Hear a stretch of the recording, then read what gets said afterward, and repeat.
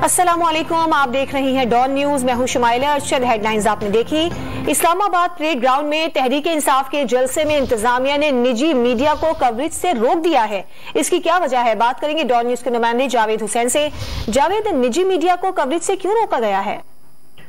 जी देखें, गुज़िश्ता रात तक तो जो है वो जो रहनुमा पंडाल में पीटीआई के जा रहे थे उनकी कवरेज करवाई जा रही थी, लेकिन ये रात में पाकिस्तान तहरीक इंसाफ के जो मीडिया डिपार्टमेंट है उनकी तरफ से और इनके जो ओहदेदारान हैं उनकी तरफ से फैसला किया गया कि स्टेट मीडिया ही जो है वो वज़ीर-ए-आज़म की तकरीर और पंडाल में जो जलसा गाह है उसकी कवरेज जो है वो सरकारी मीडिया के थ्रू दी जाएगी। तो अब सुबह से जो है वो प्राइवेट मीडिया को अंदर जाने की इजाजत नहीं दी जा रही और तमाम प्राइवेट मीडिया पंडाल से बाहर रह के अपनी कवरेज और रिपोर्टिंग कर रहा है।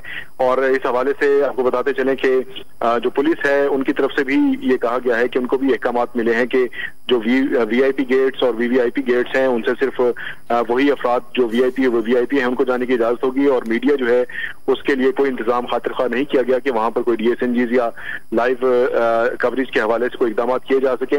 लेकिन जो कारकुन है उनके लिए भी एक ही दरवाजा रखा गया है और उनको भी क्लियरेंस के बाद काफी देर के बाद अंदर जाने की इजाजत दी गई है।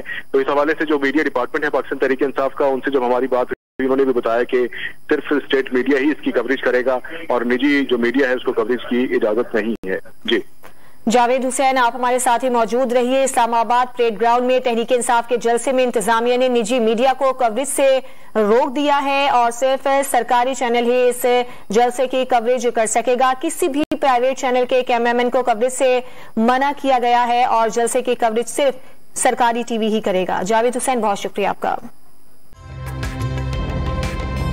ताज़ा तरीन वीडियोस के लिए हमारा YouTube चैनल सब्सक्राइब करके बेल आइकन प्रेस करिए ताकि आपको मिले हर अपडेट सबसे पहले।